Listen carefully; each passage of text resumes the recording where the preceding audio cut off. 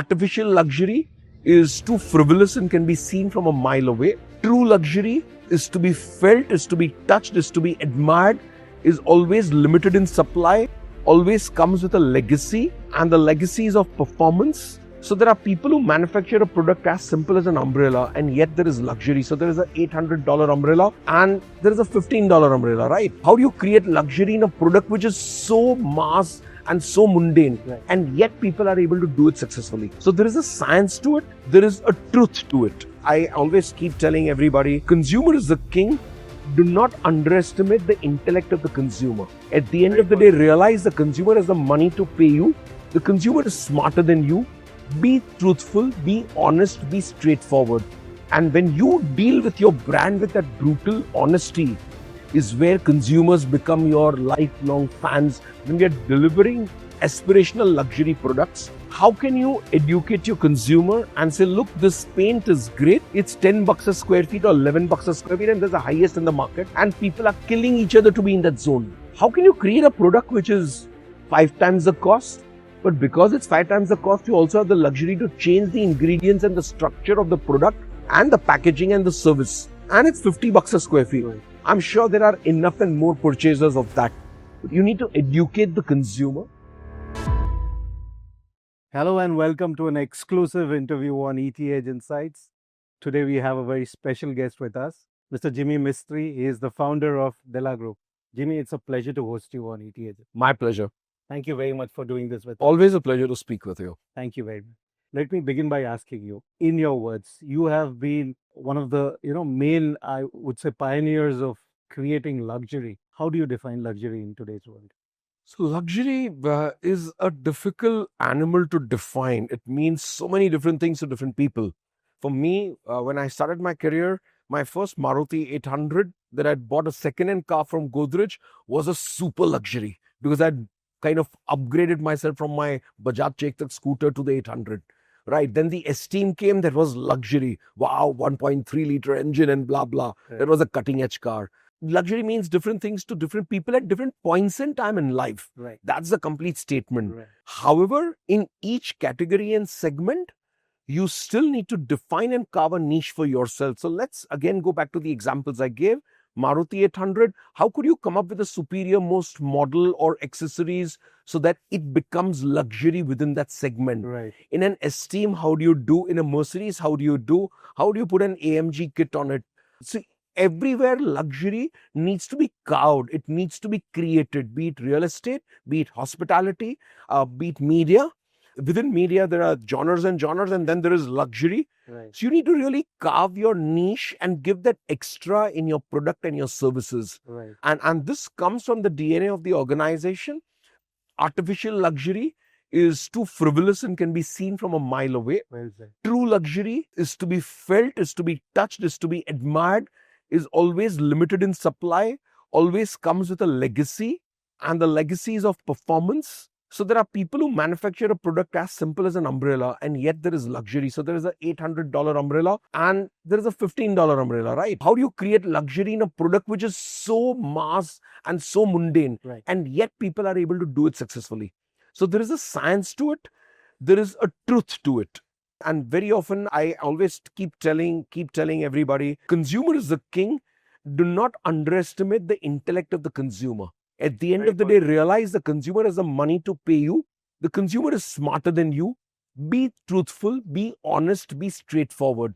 And when you deal with your brand with that brutal honesty, is where consumers become your lifelong fans, because they know they can trust you. They know what you're saying is making sense. They know you're not trying to rip them off. You're delivering that extra. They admire you, and then they become your fans. Right. So that's the journey of luxury for me. Wonderful, Jimmy.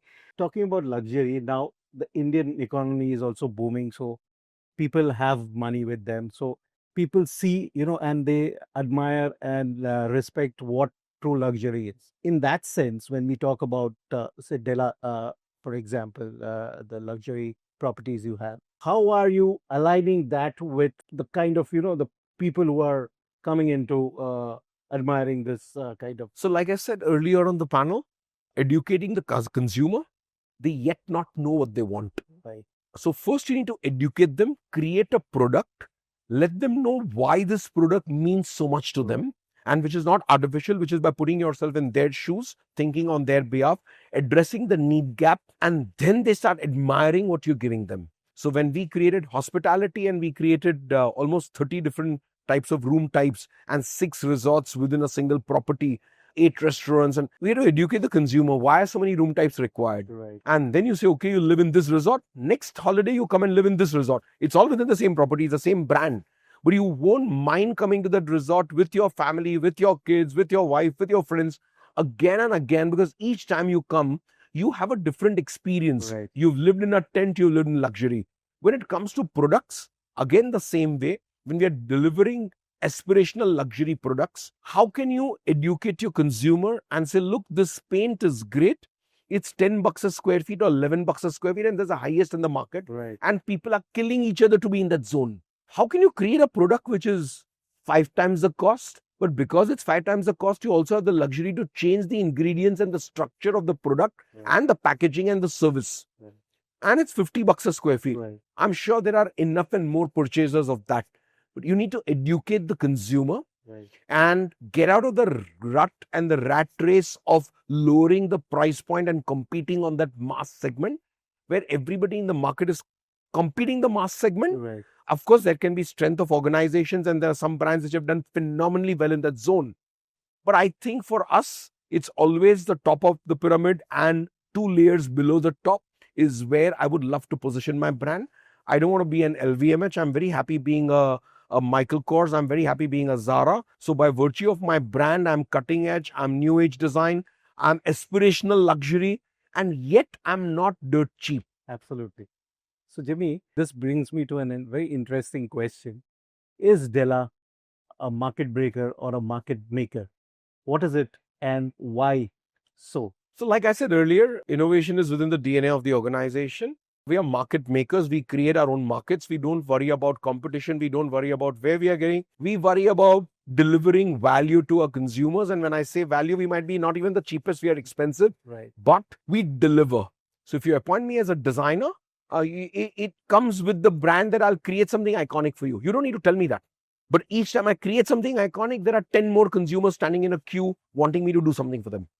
When you come to Della Resorts, you expect something which is experiential, out of this world, and you say, wow, I'm in Europe. And yet you're not paying the prices which you would pay for a boutique property, or paying prices which you would pay to a normal 5-star, right? So, Sasta Sundar Tikau, but mixed with experiences. So the Indian values, Indian consumer, I keep saying ours is a very poor country filled with rich people.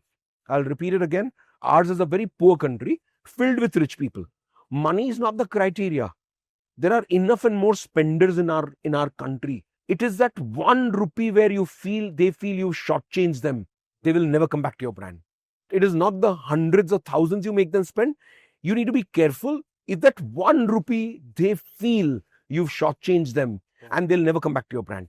So for me, I always want to make them feel whatever they've spent with me, they've got a cheap bargain, because anywhere else they would have spent much more. When the consumer realizes this, they value and respect your brand, they start loving your brand, and then the relationship is fantastic, where they have an unflinching commitment towards your brand. Right. So it's kind of a niche marketing by virtue of your product and service. Right. You create that. You don't need to go out and amplify it. People know it, people love it, people respect it, and they keep coming back to you. Right. Jimmy, you've always talked about innovation, innovating. As a leader, how do you instill this culture of innovation within your employees? So as a leader, our job is to instill within the DNA of the organization. I'm saying it for the 3rd time because I firmly believe in it. Being the leader, it's a contact sport. You need to be displaying leadership. People don't listen to you. People look at you. People look at the leader struggling to deliver that extra to the consumer. The rest of the organization imbibes those very culture and discipline. You just go tom-tomming, talking about it, but at the core, you really don't mean it.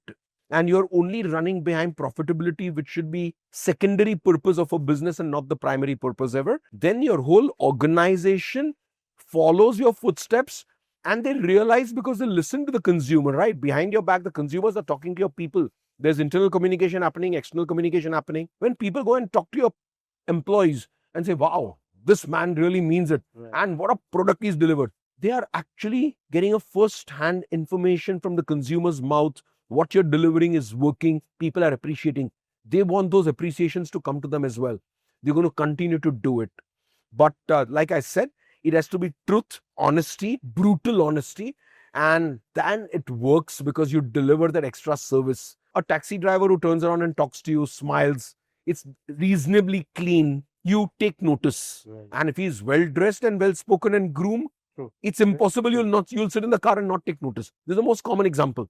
Same way, it's a real estate developer delivering out real estate to you. He's trying to be transparent, he's trying to be upfront, thinks on your behalf, and takes care of those small nuances that otherwise most developers after the transaction leave you shortchanged.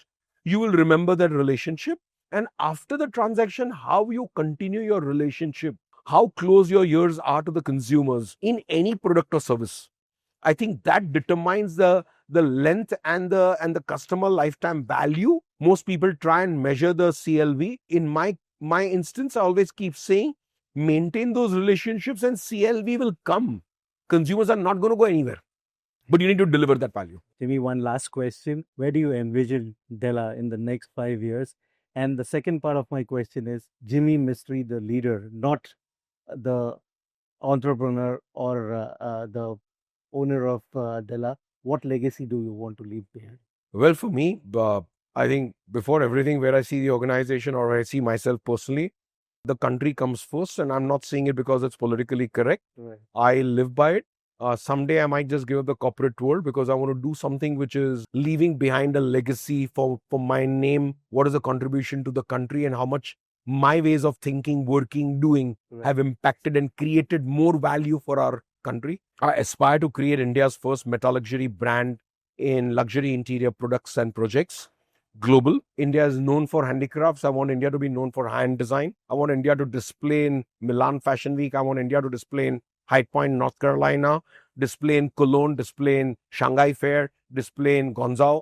I want India to be at the cutting edge simply because it's a very selfish motive. If I can be that one brand, Indians have a herd mentality. एक करता है तो पीछे 500 लग जाते. I am very, very happy to be the first one.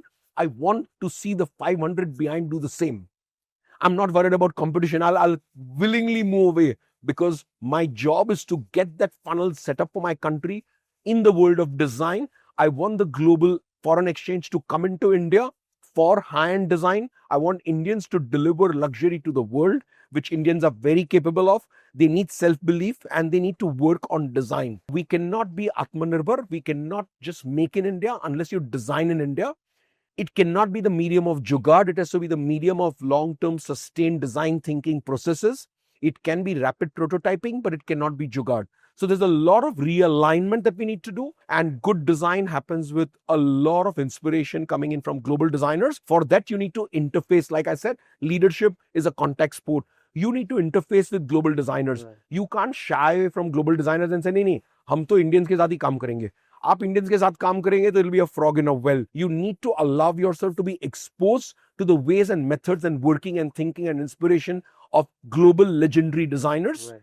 I've been fortunate enough, and we are launching the world's first collaborative design platform, I think end August or first week September, with 23 of the world's leading architects and designers from New York, London, Dubai. My whole purpose of doing something like that is to bring global design to India. So we interface with global designers, we learn, and then we go out there and deliver to the world. On that note, Jimmy, thank you as always for your wonderful insights. It was a pleasure chatting with you. Thank you. Thank you for your Jai Hind.